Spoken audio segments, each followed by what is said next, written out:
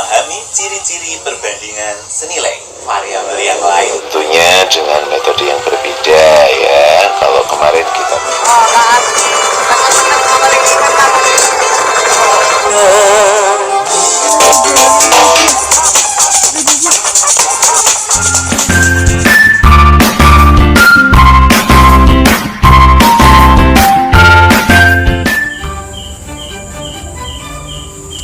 Assalamualaikum warahmatullahi wabarakatuh.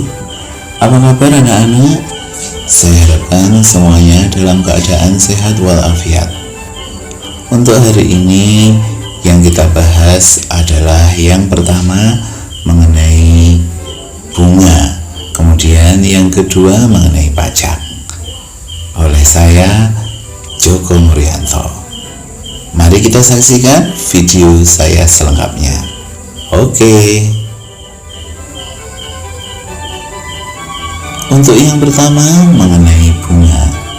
Untuk bunga kali ini yang kita bahas yang pertama adalah bunga tunggal. Apakah bunga tunggal itu? Kalian perhatikan dengan baik ya anak-anak. Bunga yang timbul pada setiap akhir jangka waktu tertentu yang tidak mempengaruhi besarnya modal atau besarnya modal tetap. Itu sebagian penjelasan tentang bunga tunggal. Oke, untuk yang kedua adalah angsuran. Berikut adalah penjelasan mengenai angsuran. Uang yang dipakai untuk diserahkan sedikit demi sedikit atau tidak sekaligus, seperti untuk pembayaran uang angsuran kredit dan sebagainya. Itulah yang akan kita bahas tentang bunga. Oke. Selanjutnya mengenai bunga tunggal. Untuk contohnya diperhatikan dengan baik ya anak-anak. Siska menabung di bank sebesar 4 juta rupiah. Bunga dari bank adalah 6% per tahun. Tentukan A, besar tabungan Siska setelah 4 bulan. B, besar tabungan Siska setelah 2 tahun. Mari kita jawab bersama-sama. Yang pertama untuk yang A, besar bunga selama setahun. Kita cek, yaitu B sama dengan 6/10 kali 4 juta, hasilnya adalah 240.000. Itu adalah besar bunga selama setahun. Selanjutnya kita hitung besar bunga per bulan, yaitu 240.000 dibagi 12, hasilnya adalah 20.000. Itu adalah besar bunga selama 1 bulan. Selanjutnya kita hitung besar tabungan setelah 4 bulan, yaitu tabungan sama dengan 4 juta ditambah kurung 4 kali 20.000 kurung tutup. Hasilnya adalah tabungan sama dengan 4 juta ditambah 80.000, sehingga hasilnya menjadi 4.080.000. Oke, selanjutnya kita simpulkan. Jadi besar tabungan Siska setelah 4 bulan adalah 4.080.000 rupiah. Sekali lagi, besar tabungan Siska setelah 4 bulan adalah 4.080.000 rupiah. Oke, selanjutnya untuk bunga tunggal berikutnya kita jawab untuk persoalan yang B ya. Yang pertama yang kita hitung adalah besar bunga selama setahun, yaitu B sama dengan 6/100 kali 4 juta, hasilnya adalah 240.000. Selanjutnya besar tabungan setelah 2 tahun, yaitu tabungan sama dengan 4 juta ditambah 2 kali 240.000. Next, tabungan sama dengan 4 juta ditambah 480.000. Hasilnya adalah 4.480.000. Oke, dari sini kita bisa membuat kesimpulan, yaitu tabungan Siska setelah 2 tahun adalah, saya ulangi, jadi besar tabungan Siska setelah 2 tahun adalah Rp4.480.000. Mudah bukan anak-anak? Oke anak-anak, selanjutnya kita bahas mengenai angsuran. Perhatikan contoh soal berikut ini. Sebuah koperasi memberikan bunga pinjaman 1% per bulan kepada anggotanya. Pak Ferry meminjam uang sebesar 3 juta rupiah yang akan diangsur selama setahun. Berapakah besar angsuran Pak Ferry setiap bulannya? Mari kita jawab bersama-sama anak-anak. Ya, yang pertama kita hitung besar bunga 1 bulan, yaitu B atau bunga sama dengan 1/100 kali 3 juta, hasilnya 30.000. Kemudian kita hitung besar bunga dalam 1 tahun atau 12 bulan, yaitu B sama dengan 12 kali 30.000. Hasilnya adalah B sama dengan 360.000. Next, kita hitung besar pinjaman selama 1 tahun, yaitu pinjaman sama dengan 3 juta ditambah 360.000. Hasilnya adalah 3.360.000.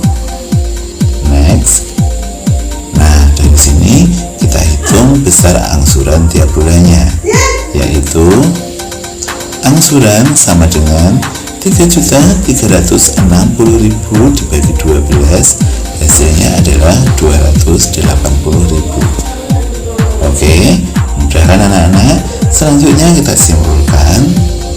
Ya, simpulannya adalah, jadi besar angsuran Pak Ferry tiap bulannya adalah Rp280.000.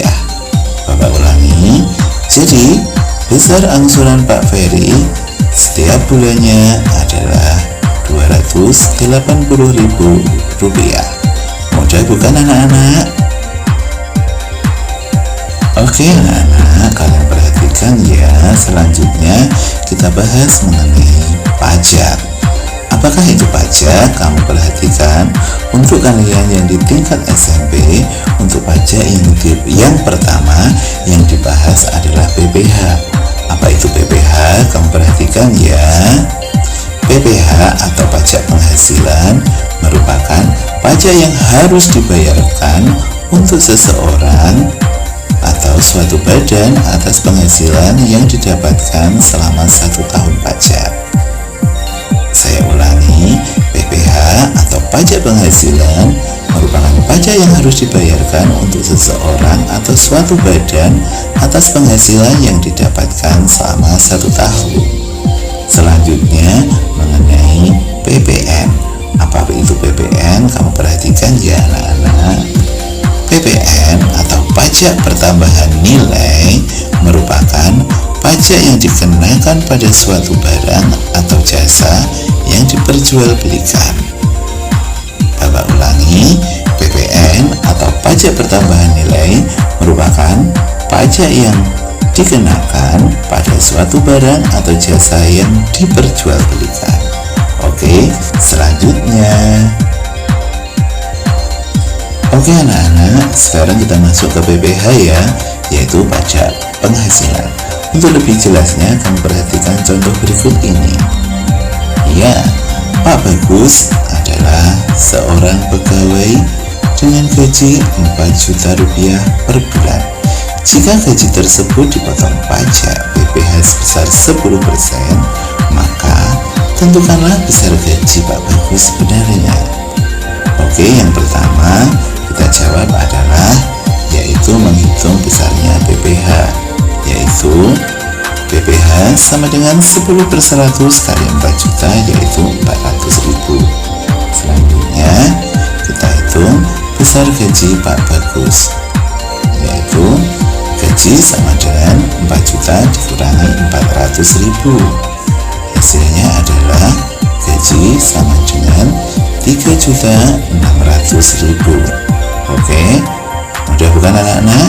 Jadi besar gaji Pak Bagus adalah 3.600.000 rupiah. Sekali lagi, jadi besar gaji Pak Bagus adalah 3.600.000 rupiah. Oke anak-anak, selanjutnya kita masuk ke PPN ya, yaitu pajak pertambahan nilai. Jadi di sini nanti ada yang namanya penjumlahan ya. Perhatikan biar tahu bedanya dengan PPh ya. Oke, perhatikan contohnya dengan baik.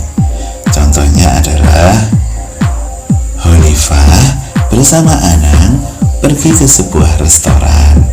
Restoran tersebut mengenakan biaya PPN sebesar 12% untuk setiap makanan dan minuman yang dipesan. Jika total pesanan mereka adalah 300.000 rupiah, maka berapakah total harga yang harus mereka bayar? Oke, kita jawab bareng-bareng ya. Untuk yang pertama adalah kita hitung besarnya PPN, yaitu PPN sama dengan 12/100 kali 300.000, hasilnya adalah 36.000 rupiah. Hasilnya adalah 36.000. Next, sekarang total yang harus dibayar, yaitu bayar sama dengan 300.000 ditambah 36.000. Ini yang dimaksud pertambahan nilai tadi ya, sehingga bayarnya adalah 300.036 rupiah. Saya ulangi, total bayarnya adalah 336.000. Mudah bukan anak-anak? Selanjutnya kita simpulkan ya. Jadi total harga yang harus mereka bayar adalah 360.000 rupiah. Saya ulangi, jadi total harga yang harus mereka bayar adalah 360.000 rupiah. Mudah bukan anak-anak? Oke anak-anak, selanjutnya masuk LKPD, lembar kerja peserta didik. Ada berapa soal ya? Oke, yang pertama, sebuah bank memberikan bunga deposito 9% setahun. Jika besar uang yang didepositokan 2.500.000 rupiah, maka besar bunga selama 3 bulan adalah bla bla bla bla. Ini adalah soal ujian nasional tahun 2008.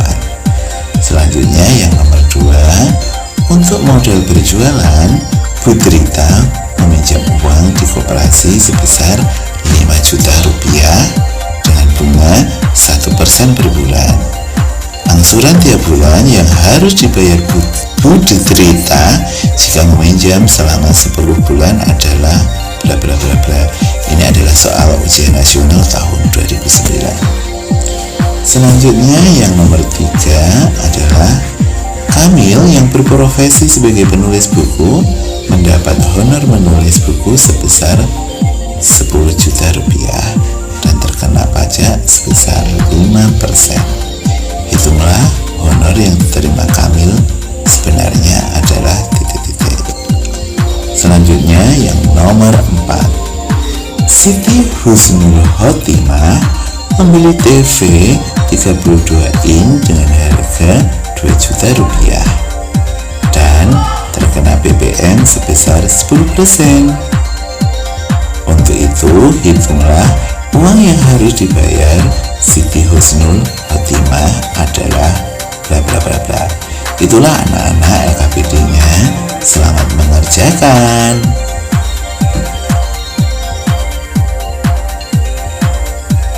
Oke anak-anak, kita sudah sampai di ujung pertemuan hari ini ya.